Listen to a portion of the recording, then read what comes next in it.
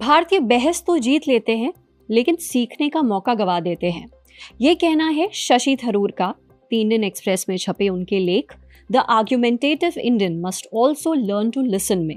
नमस्ते, मेरा नाम है सरवत और आप देख रहे हैं इंडियन एक्सप्रेस हिंदी का प्रोग्राम वैचारिकी। आज हम आपके लिए लेकर आए हैं शशि थरूर का ओपिनियन, जिसे आप 11 जून के इंडियन एक्सप्रेस अखबार में भी पढ़ सकते हैं। लेख में थरूर 3 बुनियादी तर्क रखते हैं। पहला, भारत की संवाद परंपरा और आज की बहस संस्कृति में क्या बदलाव आए। दूसरा, हम विदेशी आलोचना को अक्सर निष्पक्ष विश्लेषण के बजाय हमला क्यों मान लेते हैं। तीसरा, क्या बहस जीतने की हमारी आदत हमें रणनीतिक रूप से नुकसान पहुंचा रही है। शुरुआत करते हैं चीनी विद्वान केजी माओ के एक दिलचस्प अनुभव से। उन्होंने सोशल मीडिया पर लिखा कि उन्होंने चीन के औद्योगिक और तकनीकी ढांचे पर 2 प्रेजेंटेशंस दिए, एक भारतीय और दूसरा वियतनामी श्रोताओं के लिए।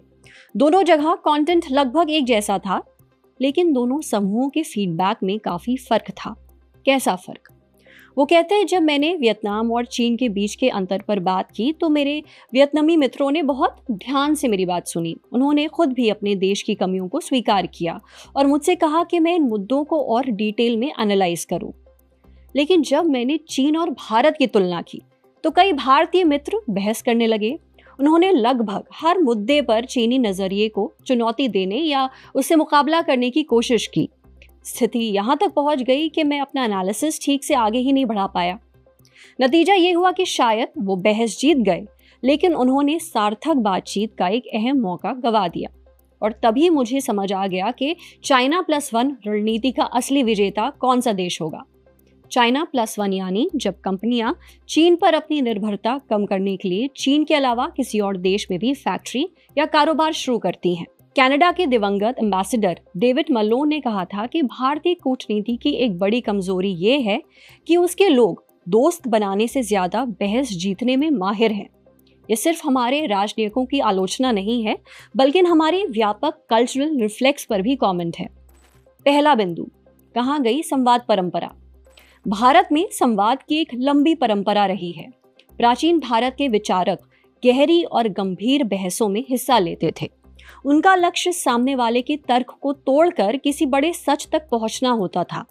उस दौर में तर्क वितर्क को एक गुण माना जाता था, यानी ज्ञान हासिल करने का एक माध्यम। थरूर मानते हैं कि आज ये परंपरा एक प्रतियोगिता में बदल गई है। जब मकसद दूसरे से सीखना नहीं बल्कि उसे हराना हो जाता है, तब संवाद की असली भावना ही खो जाती है। ऐसे में किसी बात से सहमत होना कई लोगों को अपनी बौद्धिक या फिर राष्ट्रीय हार जैसा लगने लगता है। दूसरा बिंदु, आलोचना को हम हमला क्यों मान लेते हैं। इसके पीछे वजह शायद एक गहरी मनोवैज्ञानिक इनसिक्योरिटी या असुरक्षा का भाव है। इस भाव के बारे में हमें दरअसल पता ही नहीं होता। भारतीय सदियों तक कॉलोनियल, खासकर अंग्रेजों के यानी एक थोपे गए शासन के आघात से जूझता रहा। इसके बाद उसे दुनिया के मंच पर अपनी स्वतंत्र भूमिका और प्रभाव स्थापित करने के लिए लंबा संघर्ष भी करना पड़ा।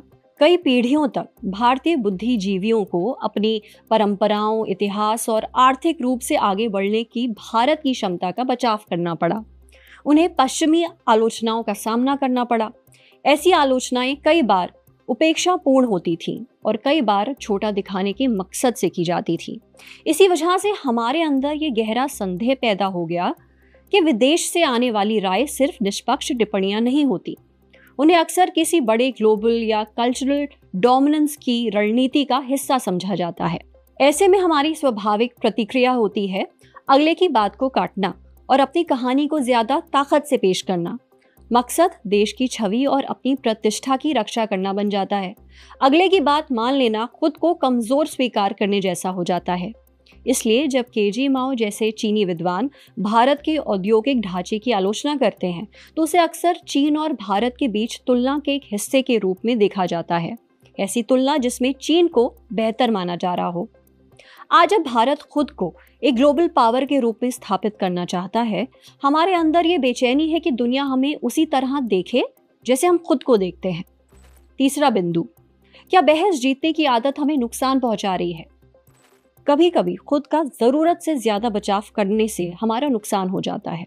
आज की ग्लोबल दुनिया में प्रभाव उसी का है जो दूसरों के साथ मिलकर समस्याओं का हल निकाल सके।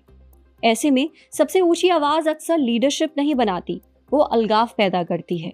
वियतनाम ने माओ की बातों से उपयोगी सीख निकाली और उससे फायदा उठाया। बचाव वाली मुद्रा उस समय मन को संतोष दे सकती है, लेकिन वो हमें अपनी ही सोच के घेरे में कैद कर देती है। इससे रणनीतिक रूप में बढ़ने की क्षमता कमजोर हो जाती है। हमारा समाज गुरु की बुद्धि का सम्मान करता है, लेकिन जब भारतीय किसी विदेशी से बात करते हैं तो गुरु शिष्य परंपरा का ढांचा टूट जाता है, क्योंकि विदेशी व्यक्ति उस मान्य परंपरा का गुरु नहीं है। इसलिए उस सम्मान की वो स्वतः छूट नहीं मिलती। इसके बजाय उसे बराबरी के व्यक्ति की तरह देखा जाता है। तो क्या करें? इस आदत को बदलने का मतलब बहस छोड़ देना नहीं है।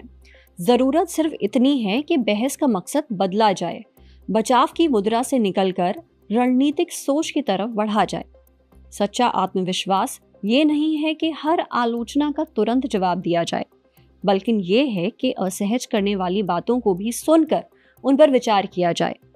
किसी तर्क का जवाब देने से पहले हमें खुद से पूछना चाहिए, क्या मैं इससे कुछ सीख रहा हूँ? क्या इससे समस्या का हल निकलेगा, या मैं सिर्फ अपनी स्थिति मजबूत करना चाहता हूँ?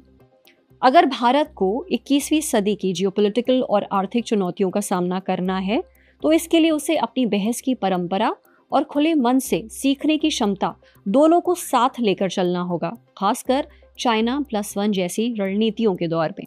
आखिरकार दोस्तों को साथ जोड़ना और नई समझ हासिल करना बहस जीतने से कहीं ज्यादा अहम है, क्योंकि बहस जीतने का संतोष पल भर का होता है, लेकिन दोस्त बनाने और ज्ञान हासिल करने की क्षमता देश के भविष्य के लिए कहीं ज्यादा महत्वपूर्ण है। आज के विचारिकी में इतना ही। देखते रहिए इंडियन एक्सप्रेस हिंदी। शुक्रिया।